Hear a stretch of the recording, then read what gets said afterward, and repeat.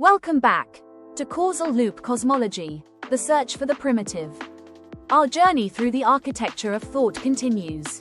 We've wandered from Democritus's indivisible atoms dancing in an infinite void, to Aristotle's purposeful elements striving for their natural places, to Euclid's serene geometry, perfect, eternal, and unchanging. Each offered a fragment of the grand puzzle: substance, purpose, structure. But there remained a gulf between the idea of the world and the measurement of it. Between the mind's abstractions and the body's motions. How could one translate the elegance of geometry into the restless motion of the heavens? How could one describe not just what is, but what moves, and how? Today, we meet a thinker who turned this rift into a bridge. A man who bound mind and matter through the language of mathematics, René Descartes, the philosopher who doubted everything, to rebuild reality from the ground up. He would invent a way to locate thought within space, to turn geometric intuition into algebraic precision, and in doing so, prepare the stage for modern science. Prepare to see the world coordinated. Before we step into Descartes' world, let's glance once more at the ancient stage we inherited. Euclid's geometry was the cathedral of reason, a world of perfect shapes, lines without width, planes without depth. But it was descriptive, not dynamic. It could define the path of a circle, but not the speed of a planet. Aristotle's elements, earth, air, fire, water, moved with purpose, but not with precision. Their behavior could be felt, even intuited, but not calculated. Democritus had imagined atoms colliding in the void, but lacked the tools to trace their paths, to turn chaos into law. The ancients had insight, but not yet measurement. They had the why but not the how much. The missing bridge, between the qualitative and the quantitative, would emerge in the 17th century, in a Europe reborn by turmoil and curiosity. Amid wars, plagues, and the flickering light of new instruments, a quiet revolution began, not in armies, but in equations, not in empires, but in thought. And at its center stood a man who questioned everything. We travel now to France, the year 1596. In a modest town called La Haye-en-Touraine, later renamed simply Descartes, a child was born into an age of uncertainty. René Descartes, son of a lawyer, educated by Jesuit scholars, a soldier, traveler, and relentless thinker.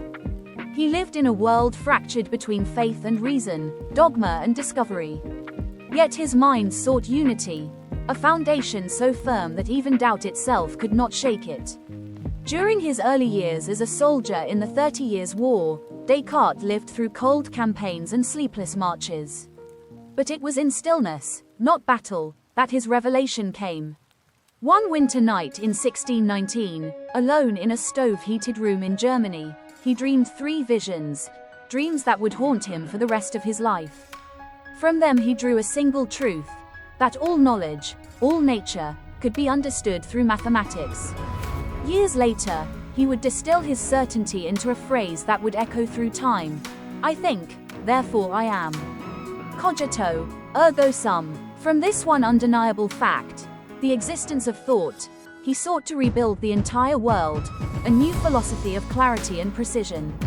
A world where doubt becomes a method, and mathematics, the key to truth.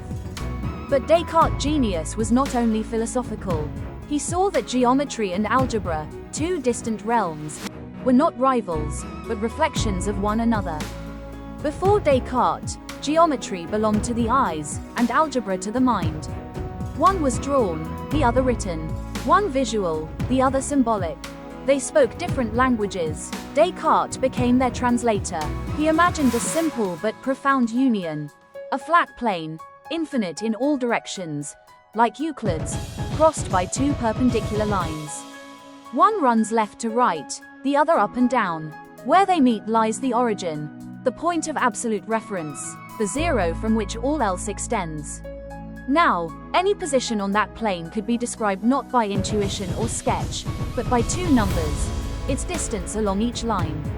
The vertical told how much, the horizontal told how far. Together, they gave every point a name. With this, geometry gained a heartbeat. A curve became a relationship between two changing quantities. The sweep of a circle, the tilt of a line, the rise of a hill, all became describable by patterns of numbers. A simple equation could now draw, and a drawing could now speak in algebra. For the first time, shapes and formulas were one and the same. The wall between intuition and calculation crumbled. The map of the visible world could now be written in the invisible language of reason. Descartes' new system was more than clever symbolism. It transformed motion itself into something measurable.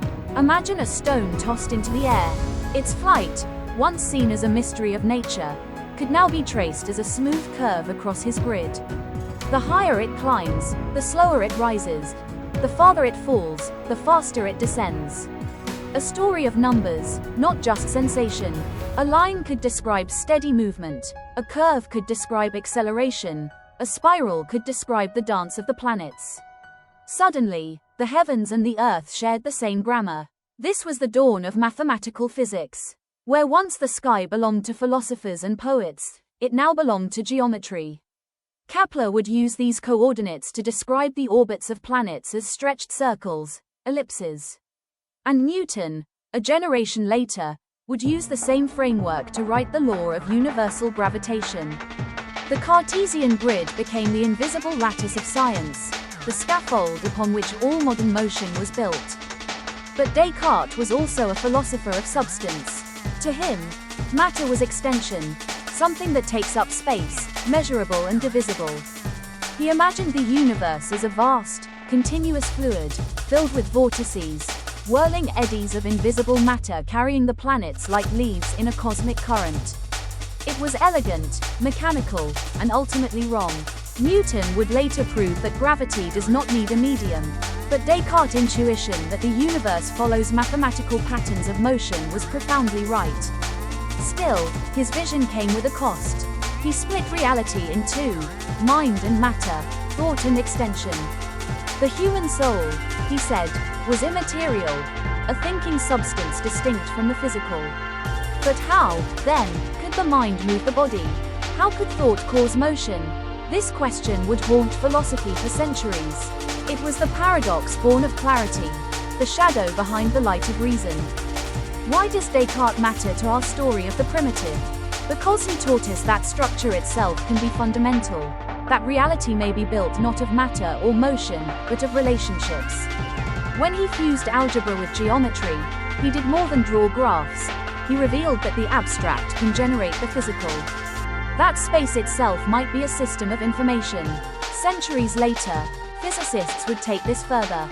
Einstein would bend Descartes' grid into curved spacetime. Quantum mechanics would pixelate it into discrete probabilities. And theories like loop quantum gravity would seek to rebuild the universe from even smaller primitives: networks, loops, and coordinates without coordinates. But every one of these began with the moment Descartes drew his invisible axes and said, "Let thought meet space." Descartes did not merely map the world, he redefined what it means to know it. He gave us the confidence that the universe, from the orbit of planets to the trajectory of thought, could be expressed through reason. Yet, his system also exposed a deeper mystery.